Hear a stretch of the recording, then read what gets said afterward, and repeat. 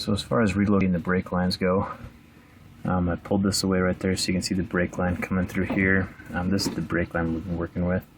I pulled it out of the little bracket, and I've been bending it very, very, very gently with the with those I have, these pliers.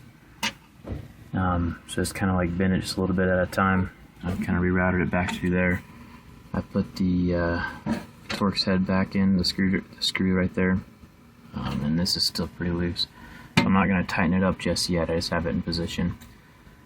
I'm going to go ahead and put the shocks back in after I get the leaf springs on, and then make sure the line's in the spot where I want it, because with that screw back there, I only want to deal with that as much as I have. Plus, if you strip that thing out, you're pretty screwed. Anyway, so that's how you reroute the brake lines, and I'll make it all look pretty as soon as I'm done. Kind of like tuck it back in there, pull it down at the top.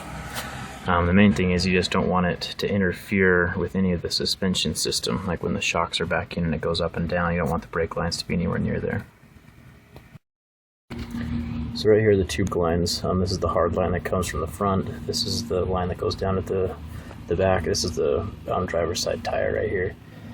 What we're supposed to do is we're supposed to unclip this and have a little Z drop bracket where we connect this onto. I can't get this apart for the life of me, and I really don't want to take I don't want to break either of these lines because it's another couple $100 in brake repairs. So what I'm doing is I'm just bending this bracket down, which will give me another 2 or 3 inches of room, and then give this brake line enough room to fluctuate. As you can see right now, it's got plenty of flex in it, and I'm only bringing the Jeep up 4 inches, so we'll be plenty good from there.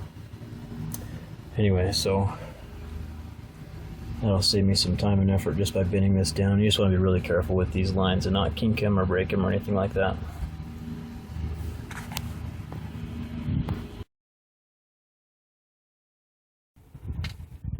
Okay, so we're underneath the front of a Jeep Wrangler. We're taking off the pitman arm.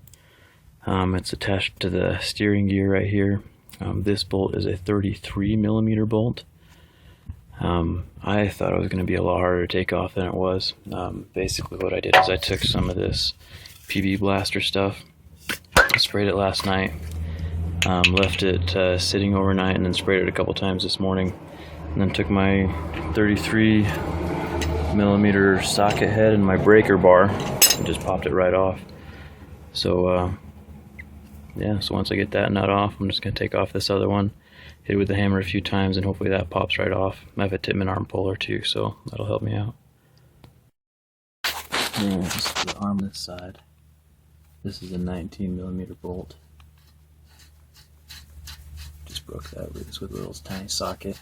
There's a cotter pin inside of that as well. I had to remove. Pretty simple.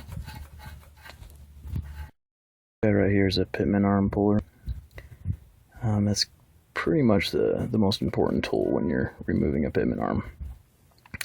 So what it does is it slides up in that groove right there, and then the end of the bolt right there has a kind of little divot in it, and then the peak of the tool also has a divot in it that fits right inside. So I'm just going to kind of tighten it up in there, and as you tighten it, it just pulls the arm right off. So let's do it, because you have a little socket that fits around the end of that. Okay, so once you get the pit bar off, the other end you just have to tap it a few times. It's kind of like it's a bolt that's kind of tapered on the end. Just got to hit it up and out of there. Okay, underneath the drive side leaf spring, I just barely took off the U-bolt nuts. Drop that plate down. Now I can take off the leaf springs themselves with these bolts right there. I believe they're a 19mm on the front, and these ones I think is a 21 and a 22. I'll have to double check that though. So yeah, now that I have that off, I have the axle supported, because once I get that leaf spring off of there, there's going to be nothing else supporting the axle on this side. So I have to make sure that's all propped up. So it should be good. Okay, this is the part where the front of the leaf spring on. We're in the front of the Jeep here. You can see that this is the inside of the bushing on the leaf spring. Got the leaf spring out, but the bushing stayed in. So I gotta cut that off, because there's no way it's stuck on the whole bolt there. It's kind of unfortunate.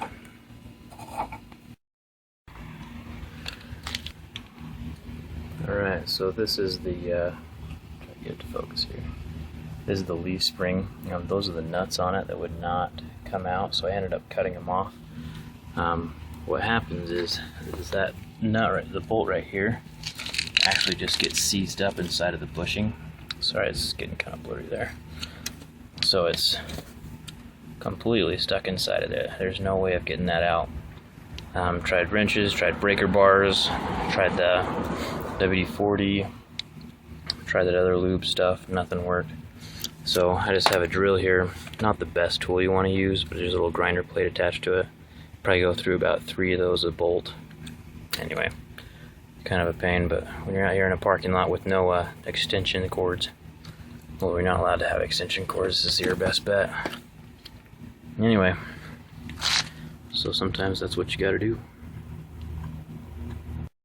Okay, so right now I'm just gonna get some of this grease like I did before and just kind of put it down inside this hole, get it all around in there, just so like that bit doesn't seize up on it, on the bolt like it did before.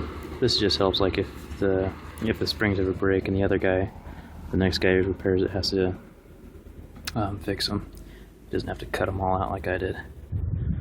Anyway, that'll help you out in the long run. So we're still on the driver's side here. I'm gonna have this little contraption rigged up so I can get that moved over, so I can get these holes lined up with the leaf spring. So as I click this, that pulls that towards me and gives me more,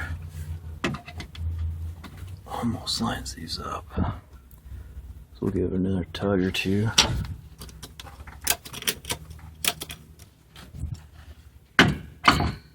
Perfect.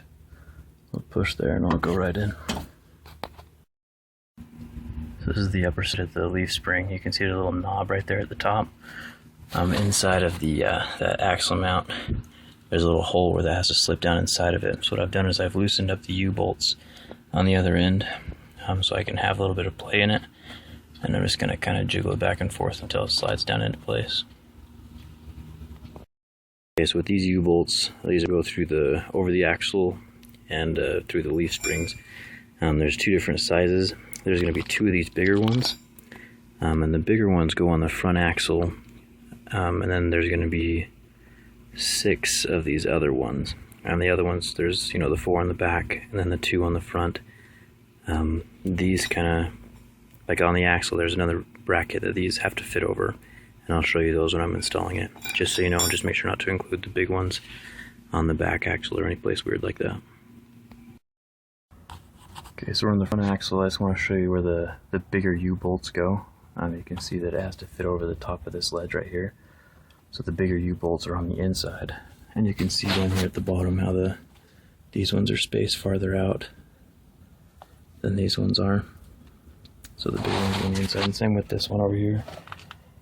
This U-bolt is sitting on top of this ledge, so it's the bigger of the 2. Those are the only 2 big U-bolts that there are.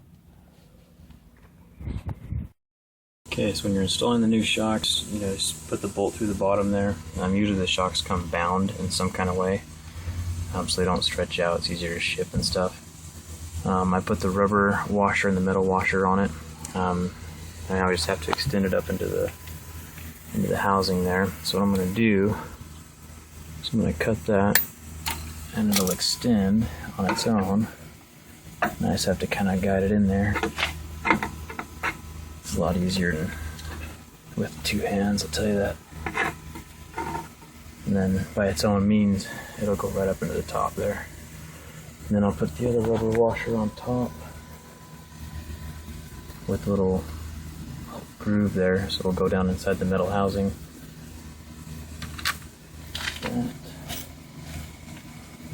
And then the nut goes on top of that. So once I tighten it all down, that's how you install the shocks.